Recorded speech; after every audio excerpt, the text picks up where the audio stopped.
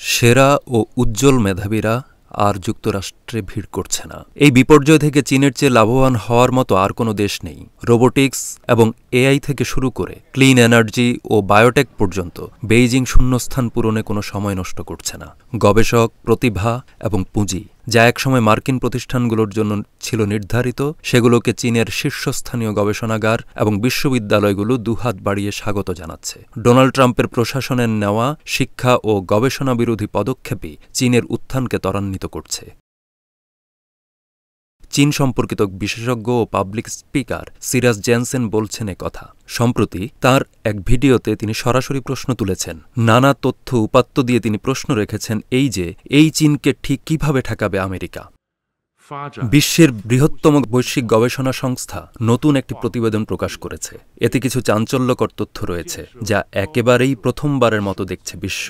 এই তথ্যের মধ্যে আছে বিশ্বব্যাপী চীনের ইতিবাচক প্রভাব সম্পর্কে মানুষের বিশ্বাস যুক্তরাষ্ট্রের চেয়ে বেশি। বিশ্বের অন্যতম জনমত বিশেষজ্ঞ প্রতিষ্ঠান ইপসোস পরিচালিত এই সমীক্ষায় ২৯টি দেশের ২২,০০০-এর বেশি মানুষ অংশ নেন। বিশ্বের ভবিষ্যৎ সম্পর্কে তাদের কাছে প্রশ্ন করা হয় এবং বিশ্বাস করুন, এই প্রতিবেদনে যে তথ্য পাওয়া যাচ্ছে তা আপনিও বিশ্বাস করতে পারবেন না।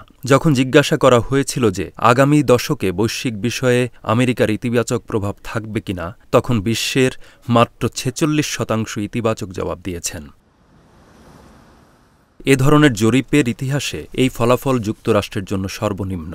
কানাডা যুক্তরাষ্ট্রের সবচেয়ে গুরুত্বপূর্ণ বাণিজ্য অংশীদার। অবিশ্বাস্য হলেও সত্য যে দেশটির মাত্র ১৯% উত্তরদাতা এ বিষয়ে ইতিবাচক মনোভাব দেখিয়েছে। সার্বিকভাবে জরিপের ফল থেকে দেখা যায় প্রায় প্রতিটি দেশই আগে যুক্তরাষ্ট্রকে যেভাবে দেখত, বর্তমানে তার বড় পতন হয়েছে। এটা এমন এক অপ্রত্যাশিত পতন যা কেউ অনুমান করতে পারেনি। যখন সমীক্ষায় অংশগ্রহণকারীদের জিজ্ঞাসা করা হয় বিশ্বে ইতিবাচক প্রভাব থাকবে কোন দেশের, তখন ৪৯%ই তাদের জবাবে ইঙ্গিত দিয়েছেন যে বৈশ্বিক বিষয়গুলোতে চীনের প্রভাব যুক্তরাষ্ট্রের চেয়ে ভালো থাকবে।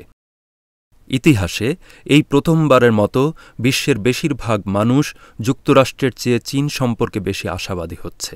ইপসোসের সিনিয়র ভাইস প্রেসিডেন্ট ক্রিস জ্যাকসনের মতে এটা ভালো। ট্রাম্পের দ্বিতীয় দফার প্রশাসন ক্ষমতা নেওয়ার ৩ মাস পর বিশ্বে ভালো শক্তি হিসেবে যুক্তরাষ্ট্রের খ্যাতি গুরুতরভাবে ক্ষতিগ্রস্ত হয়েছে। বিশেষ করে ইউরোপ ও কানাডার মতো ঐতিহ্যবাহী মিত্রদের কাছে এটি বিশ্বজুড়ে আমেরিকার প্রতি সম্মান ফিরিয়ে আনার ব্যাপারে ডোনাল্ড ট্রাম্পের দেওয়া নির্বাচনী প্রতিশ্রুতির পরিপন্থী।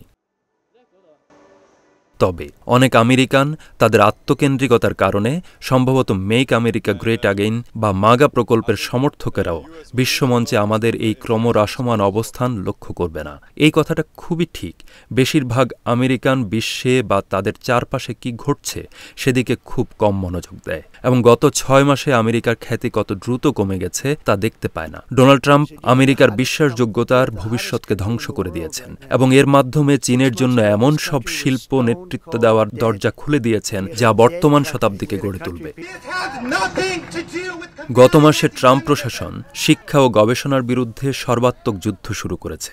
সত্যি বলতে এটি আগামী প্রজন্মের জন্য আমেরিকান নেতৃত্বকে ক্ষতিগ্রস্ত করার ক্ষমতা রাখে। আমার কথা বিশ্বাস হচ্ছে না? নেচার, বিশ্বের অন্যতম মর্যাদাপূর্ণ বৈজ্ঞানিক জার্নাল, কি বলছে শুনুন। সম্প্রতি নেচার তাদের বার্ষিক সমীক্ষা প্রকাশ করেছে। সেখানে দেখা গেছে যুক্তরাষ্ট্রের শতকরা ৭৫ জনেরও বেশি বিজ্ঞানী এখন দেশ ছাড়ার কথা ভাবছেন। সংখ্যাগরিষ্ঠরা বলছেন তারা কানাডা ও ইউরোপে জোরে সোরে চাকরি খুঁজছেন। দেখুন, ডোনাল্ড ট্রাম্প এখন সেই সব প্রতিষ্ঠানের বিরুদ্ধে চলেছেন যা একসময় আমেরিকাকে বিশ্বের ঈর্ষার কারণ করে তুলেছিল। ট্রাম্প প্রশাসন এমন বিশ্ববিদ্যালয়গুলোর অনুমোদন বাতিল করার হুমকি দিয়েছে যারা তার সমালোচনা করে এমন কর্মসূচি ও ক্লাসগুলোকে সেন্সর করতে অস্বীকার করেছে। এটি একটি কল্পিত স্বৈরশাসিত উপন্যাসের মতো মনে হয়। এটা এমন একটি পদক্ষেপ যাতে মনে হয় হোয়াইট হাউস সক্রিয়ভাবে উচ্চশিক্ষাকে সেই হীরক রাজার দেশের একটি যন্তরমন্তর কক্ষে রূপান্তরিত করার চেষ্টা করছে, আর যে প্রতিষ্ঠানগুলো এর বিরোধিতা করার সাহস দেখায় তাদের শাস্তি দিচ্ছে।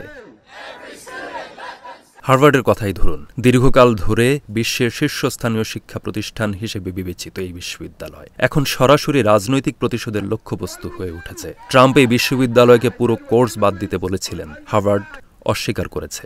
এর প্রতিক্রিয়ায় সরকারি অর্থায়ন প্রত্যাহার এবং এর করমুক্ত মর্যাদা বাতিল করার হুমকি ও ভয়ভীতি দেখানো হয়। অধ্যাপকেরা এখন চলে যাচ্ছেন, বিদেশি শিক্ষার্থীরা বিকল্প খুঁজছে, আমেরিকার একাডেমিক পাইপলাইন দ্রুত শুকিয়ে যাচ্ছে। ফলাফল একটি ঐতিহাসিক মেধা পাচার।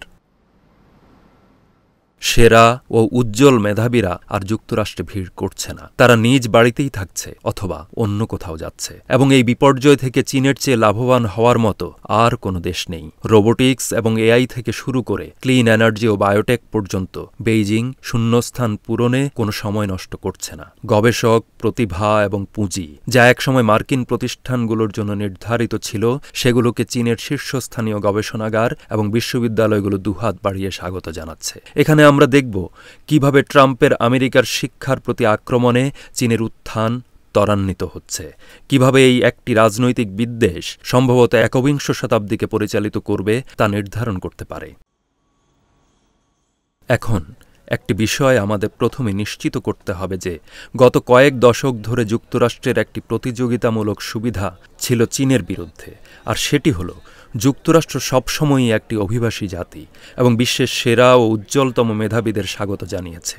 2000 থেকে 2014 সালের মধ্যে বিজ্ঞানে নোবেল পুরস্কার বিজয়ী আমেরিকানদের 1/3-এরও বেশি ছিলেন অভিবাসী। 2019 সালে প্রায় 40% সফটওয়্যার ডেভেলপার ছিলেন অভিবাসী। ক্যান্সার চিকিৎসার প্রধান কেন্দ্রগুলোতে কর্মরতদের মধ্যে অভিবাসীদের সংখ্যা ছিল 30 থেকে 62% পর্যন্ত।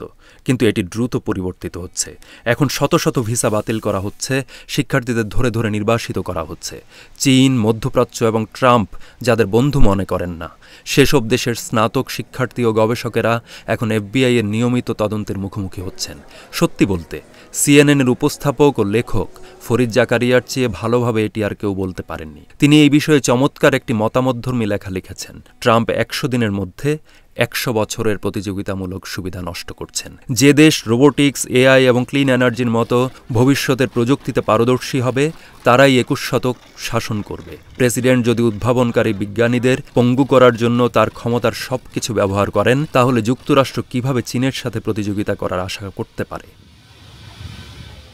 চীন তার শিক্ষা ব্যবস্থার ব্যাপক বিনিয়োগ করছে, যা জাতীয় শক্তির জন্য একটি দীর্ঘমেয়াদী কৌশলের অংশ। এটি চীনাদের দূরদর্শী পরিকল্পনার একটি ক্লাসিক উদাহরণ। দীর্ঘমেয়াদী পরিকল্পনা করুন এবং আপনার ভবিষ্যতের জন্য বিনিয়োগ করুন। চীনের শিক্ষা ব্যবস্থা পশ্চিমা মানদণ্ডে তীব্র, এমনকি কঠোর বলেও প্রায়শই সমালোচিত হয়, তবে ফলাফল নিজেই কথা বলে। যুক্তরাষ্ট্র যখন বিশ্ববিদ্যালয়গুলোতে সরকারি অর্থায়ন বন্ধ করছে এবং বৈজ্ঞানিক গবেষণাকে আক্রমণ করছে, তখন চীন প্রতিষ্ঠান গড়ে তুলছে এবং প্রবেশাধিকার অবারিত করছে।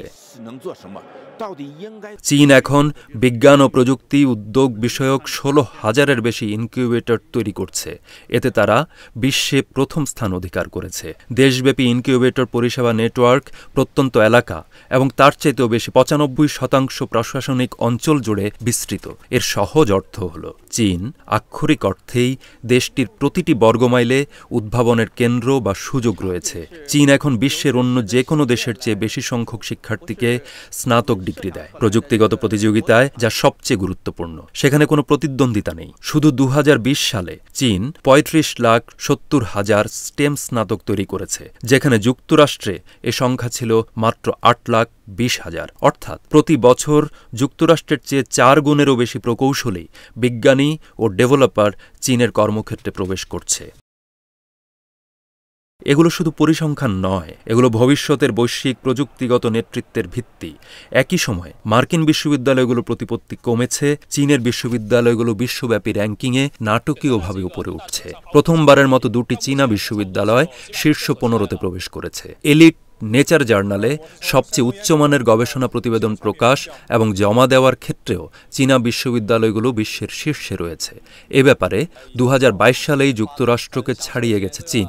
চীন গবেষণাকে প্রণোদনা দিতে তার সমস্ত ক্ষমতা ব্যবহার করছে, আর আমেরিকা এর উল্টোটা করছে।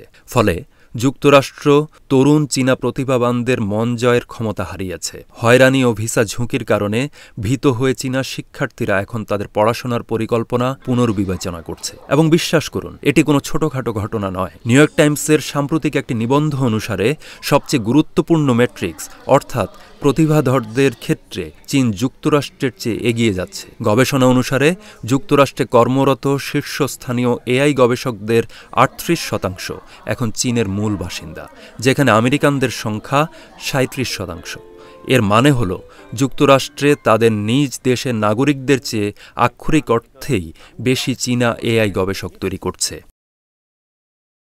ফলে যুক্তরাষ্ট্র শুধু ভবিষ্যৎ গবেষকদেরই হারাচ্ছে না, চীন তাদের বর্তমান গবেষকদেরও পাচ্ছে। কারণ শীর্ষস্থানীয় চীনা বিশ্ববিদ্যালয়গুলো বাহু বাড়িয়ে পিএইচডি করার জন্য আগ্রহীদের স্বাগত জানাচ্ছে। এটি এমন যে মনে হচ্ছে যুক্তরাষ্ট্র ইচ্ছা করেই নিজেদের নাশকতা করছে। সরকার যখন দেশের কর্মরত অর্ধেক গুরুত্বপূর্ণ বিজ্ঞানীকে হুমকি দিচ্ছে, তখন যুক্তরাষ্ট্র কিভাবে প্রতিযোগিতামূলক থাকতে পারে? তবে যথারীতি এই প্রশাসন মৌলিকভাবে এই প্রবণতাগুলোর কোনোটিই বোঝে না।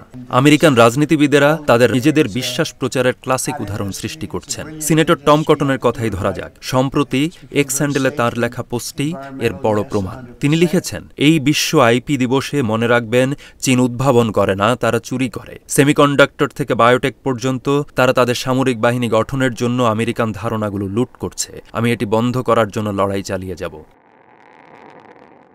চীন উদ্ভাবন করতে পারে না, এই দাবি একেবারেই সেকেলে চিন্তাভাবনা। এই ধরনের শ্রেষ্ঠত্বের ধারণাই আমেরিকার পতন নিশ্চিত করছে। টম এখানে শুধু ভুলই নন, তিনি সত্য থেকে অনেক দূরে। এবং আমেরিকার অন্যতম গুরুত্বপূর্ণ থিঙ্ক ট্যাঙ্কের কথা অনুসারে আমেরিকা জেগে ওঠা দরকার, কারণ চীন যুক্তরাষ্ট্রকে ছাড়িয়ে যাচ্ছে, এটিই বাস্তবতা।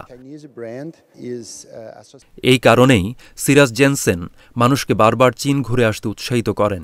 বিষয়টি উল্লেখ করে বলছেন তিনি, সহজ সত্য হল চীন প্রায় প্রতিটি ক্ষেত্রেই পশ্চিমা দেশগুলোর চেয়ে বহু আলোকবর্ষ এগিয়ে। তা সে অবকাঠামো হোক বা মোবাইল পেমেন্ট, এআই ইন্টিগ্রেশন হোক বা রোবোটিক্স, আপনি যাই বলুন না কেন, চীন যুক্তরাষ্ট্রের চেয়ে কেবল তাল মিলাচ্ছে না, বরং এই সংশ্লিষ্ট শিল্পগুলোতে সক্রিয়ভাবে প্রথম পদক্ষেপ গ্রহণকারী ও উদ্ভাবক হিসেবে কাজ করছে।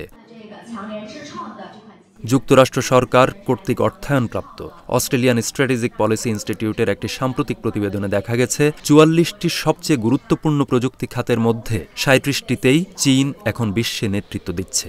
কিন্তু সত্যকে মেনে নেওয়ার পরিবর্তে মার্কিন রাজনীতিকরা বরং আমেরিকানদের বোঝাতে চান যে চীন কোনো না কোনোভাবে পিছিয়ে আছে, যেখানে প্রকৃতপক্ষে যুক্তরাষ্ট্র একটি চীনা প্রযুক্তি বিপ্লব দ্বারা অন্ধ হয়ে যাচ্ছে, যা তারা স্বীকারও করতে এমনকি অস্বীকার করছে।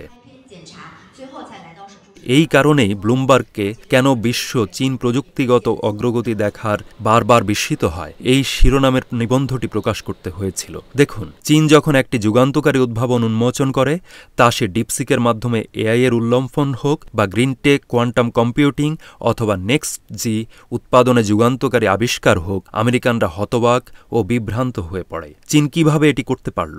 আমরা কিভাবে পিছিয়ে পড়লাম? এটি সহজ, কারণ নিজের কাছে মিথ্যা বলা আপনাকে সত্য থেকে রক্ষা করতে পারে না। এটি কেবল সেই মুহূর্তটিকে বিলম্বিত করে যখন আপনাকে এর মুখোমুখি হতে হয়। যদি যুক্তরাষ্ট্র ভবিষ্যৎ জয়ের বিষয়ে সিরিয়াস হতো, তবে তারা শিক্ষা, গবেষণা ও প্রতিভাধরদের জন্য বিনিয়োগ করত। কিন্তু এর বদলে তারা শক্তি ব্যয় করছে আঙুল তোলা এবং অজুহাত দেখানোর পেছনে। বৈশ্বিক উদ্ভাবনের দৌড়ে এটি কেবল একটি পরাজিত কৌশল নয়, এটি জাতীয় অন্তর্ঘাত। যদিও প্রশাসন এই মৌলিক বিষয়গুলো বুঝতে অস্বীকার করছে, আমেরিকান জনগণ কিন্তু বুঝতে শুরু করেছে। ট্রাম্পের ১০০ দিনের মাথায় জনমত জরিপে তার অনুমোদনের হার প্রায় ১ শতাব্দীর মধ্যে সর্বনিম্ন ছিল। কারণ অবশেষে আমেরিকান অর্থনীতি এবং উদ্ভাবনকে বাস্তবিকে শূন্য হতে দেখছে। গবেষণা ছিন্ন ভিন্ন হচ্ছে, প্রতিভাধরদের বিতাড়িত করা হচ্ছে এবং সুযোগগুলো অদৃশ্য হয়ে যাচ্ছে। এদিকে চীন অপেক্ষা করছে না, তারা বিশ্বের বিজ্ঞানীদের স্বাগত জানাচ্ছে, ভবিষ্যৎমুখী বিনিয়োগ করছে এবং বৈশ্বিক নেতৃত্বের নিয়মগুলো নতুন করে লিখছে। যুক্তরাষ্ট্র এক্ষেত্রে এগিয়ে থাকতে পারত, তাদের প্রতিটি সুবিধা ছিল, কিন্তু নেতৃত্ব কেবল ক্ষমতায় থাকার বিষয় নয়, সেই ক্ষমতা নিয়ে কি করতে হবে তা জানার বিষয় এটি। ভবিষ্যতের জন্য এই গুরুত্বপূর্ণ প্রতিযোগিতায় ট্রাম্প আমাদের এবং সমগ্র বিশ্বকে দেখিয়ে দিয়েছেন যে কি করা উচিত নয়।